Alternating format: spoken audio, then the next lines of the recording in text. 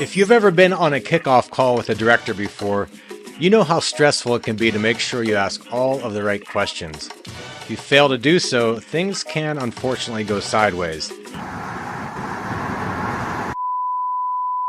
Luckily for you, I'm here to make sure that doesn't happen.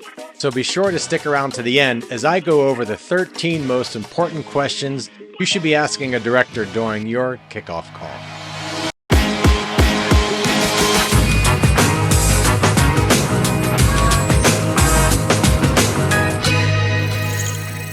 Welcome everyone to Beyond the Process. I am Lance Laspina, and with over 3 decades of experience having storyboarded everything from films to commercials, I've had the pleasure of collaborating with literally hundreds of directors. Today we'll be diving into a crucial aspect of the storyboarding process that unfortunately is often overlooked, and that is preparing for a call with a director. So whether you're brand new to storyboarding or a seasoned pro, these tips will help you gather all the necessary information to ensure your project starts off on the right foot. Okay, let's get started. Now, before you have your call with a director, it's important to do a bit of homework first. For example, if I'm about to start on a project with someone I haven't worked with in the past, I like to research their previous work and familiarize myself with their style. This will not only help tailor your questions, but also show the director that you're committed to understanding their vision. The first thing I like to establish with a director right out of the gate is whether these storyboards will be pitch or shooting boards. Usually, if you're working on a commercial and you were hired by an ad agency, you'll likely be doing pitch boards, whereas if you were contacted by a production company, you'll be doing what are called shooting boards. So, what's the difference between the two? In a nutshell, pitch boards are more detailed, often full-color frames, and are more about selling the concept, while shooting boards can be drawn much looser and focus on technical details like camera movement, action sequences, and general composition. Once I know if I'll be drawing either pitch or shooting storyboards, next I like to establish what style I should use. If you're like me and you're capable of drawing in different styles, then it may be handy to have some of your work on hand or possibly your website to show to the director so he or she can have a look and determine what style they feel works best for the project. Now, let's talk about some other key questions you should ask during your call with a director. I actually keep a digital template of these questions in my projects folder that I use to take notes during the call. And lucky for you guys, I made you a PDF copy that you can download for free by using a link in the description below. That way you can use this template for every one of your kickoff calls. Okay, let's talk about aspect ratios now. It's important that before you start, you determine what aspect ratio the project requires. Now, these days, most commercials and films are shot in 16:9, but I'm finding more often those projects that are made specifically for social media are shot in 9:16. So you want to clarify that first prior to starting. Otherwise, you're going to end up spending a lot of unnecessary time trying to adjust all of your frames from one aspect ratio to the other. Now it's time to ask if they have a director's treatment available.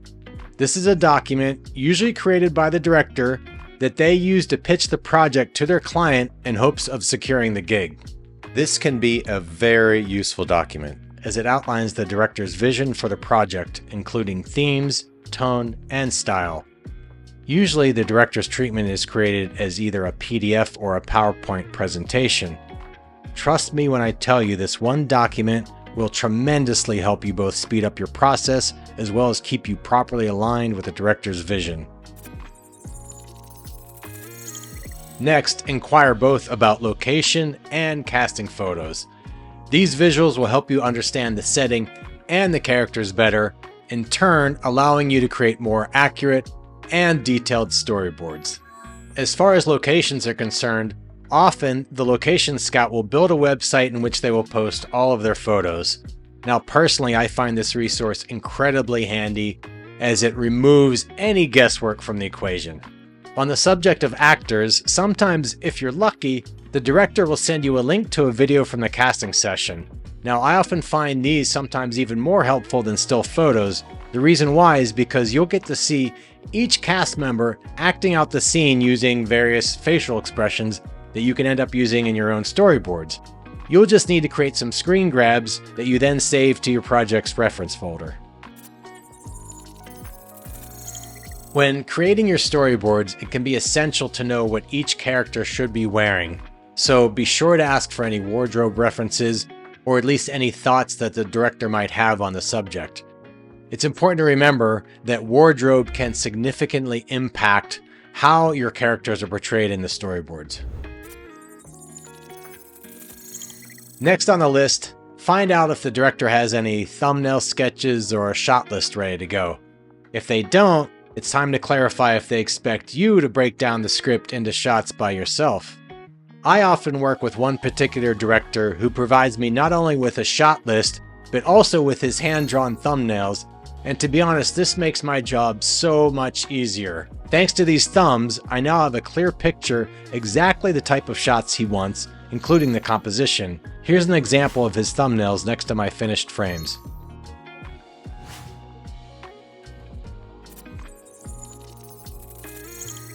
Now, if the scene is overly complicated with tons of actors and lots of camera angles and you're finding it really difficult to visualize everything in your head, maybe ask the director if they wouldn't mind sketching an overhead diagram for you.